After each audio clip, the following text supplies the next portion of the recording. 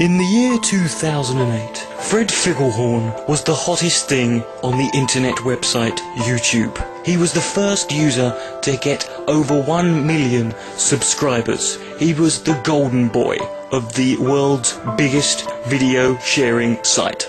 However, things were about to take a turn for the worst. As his popularity grew, so did his ego. By the end of 2009, his subscriber count had gone up to a staggering 1 billion. He began doing strange things like wearing a tweed crotchless jumpsuit. He would randomly jump up and start singing the Polish national anthem whilst masturbating. And he would insist that everyone referred to him as Mr. Papadopoulos. Eventually, he became intolerable, and after a while, everyone began trying to plot Fred's ultimate demise. However, their attempts would not be necessary, for it would be Fred himself who would become the architect of his own downfall. By the summer of 2010, Fred had reached a massive and completely unthinkable subscriber number of 8.7 billion. It was at this point that things began to turn. The global population was only 6.3 billion, and the internet using population was only 1.2 billion. This made YouTube very suspicious, and upon an investigation they discovered that Fred Figglehorn was in fact subscribed to himself via 8 billion sock accounts. He was in fact a complete fraud. So much shame was built upon Fred that he couldn't take it, and one night he suddenly disappeared, never to be seen again. Until now, Fred Figglehorn is back. The year is 2032.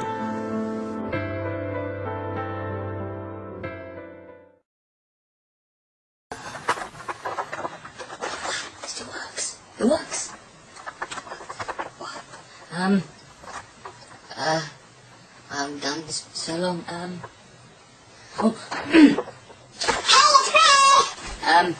Yes, this is me. I realize it's been a while. 23 years, but it's been a long time.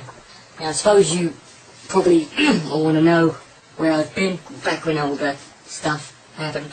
The shame was just too much for me. I couldn't take it anymore, and the scandal just broke out, and it became more media-based, and I had the press, and it started off. I mean, I've got the papers still here. It's like Fred socks, shocks, and Madonna's box. I mean, Madonna's, what's that about? I mean, Fred buys crack from a Nazi. I mean, what the hell is this? Fred accused of badger molestation. I mean, Fred eats retarded baby. You know, Fred spends the night with 3 asexual eunuch prostitutes. Man with penises for eyes works at nursery. That's not me, but running away was the only option I had left. I'd make a phone call to the local police, and I told them that I was a religious extremist and that I was going to be assassinating the president within the next 2 days. There was no need for me to do that. It's just I was going to leave, and I thought I might as well fuck some shit up, have a bit of fun. Ironically, someone did shoot the president 2 days later, but that definitely wasn't me.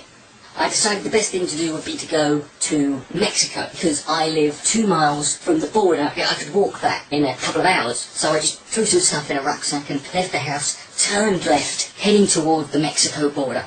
Unfortunately, I'd made a bit of a miscalculation, and 6 weeks later I arrived at the Canadian border, realising I should have turned right outside my house. But once you'd started.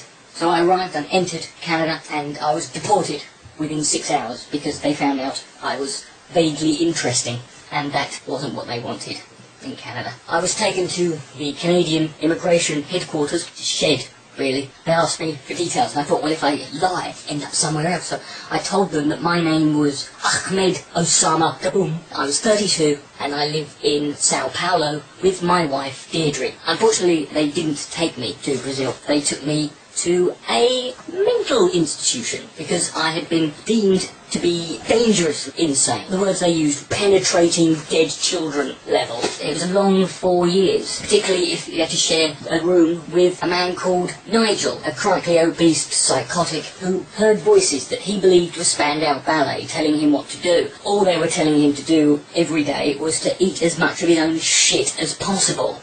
But I did meet a guy called Montel. He was a 75-year-old black man. He told me that he knew where there was $10 million.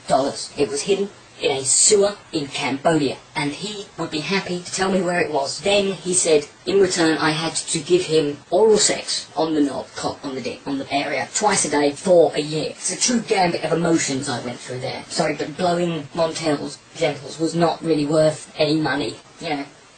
Anyway, about a year later, I'm in the Cambodian sewer. I'm looking for it. I've got a map and a torch. Don't ask me how I got to Cambodia. You know, it's just too illegal. I'm there, big place, Cambodia. I have to look around, and I was determined. It's hard to describe how determined I was. I couldn't describe it in words. You wouldn't appreciate it, unless, of course, you have been blowing a 75-year-old Negro pensioner 720 times for the last year.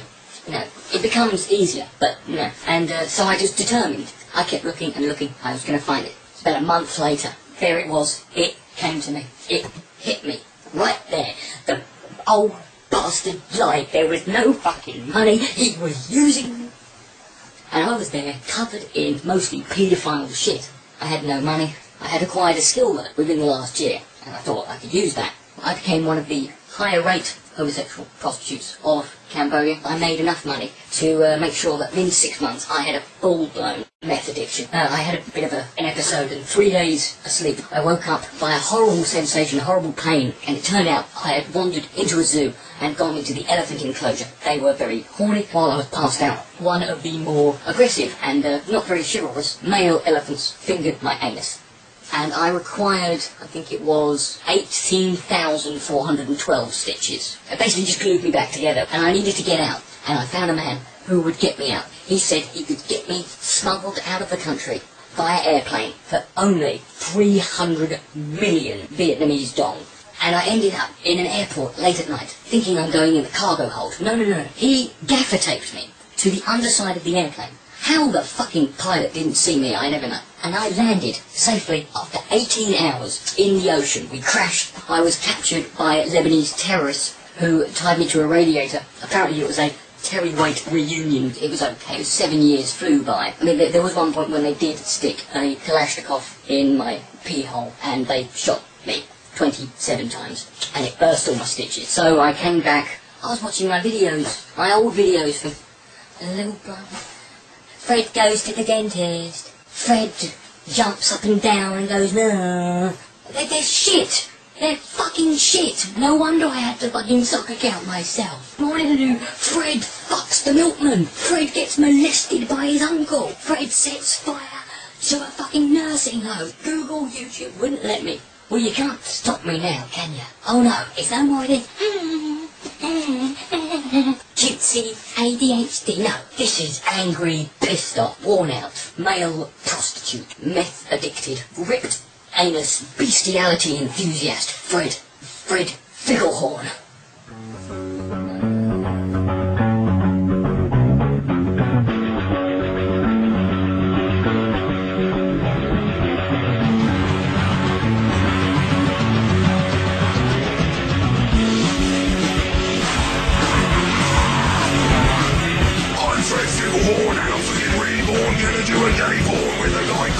No more Mr. Nice Guy, gonna be a vice guy. Drink a dozen Mai Tai, smoke some crack and get hard. Inside a scene from a $2 skank. What's wrong, got one jar and give a dead horse a wank. See you hang a hobo and run over your brand until I get a lifelong YouTuber.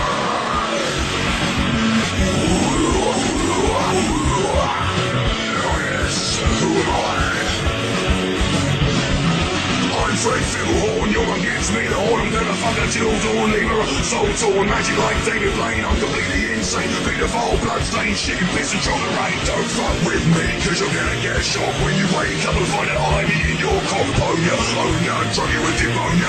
Make a video you wish I never fucking shown ya. Yeah, that's right, I'm Fred Ficklehorn. Black motherfuckers, flag me if you dare. I'll find out where you live and burn your fucking house down. Virus, it's Fred.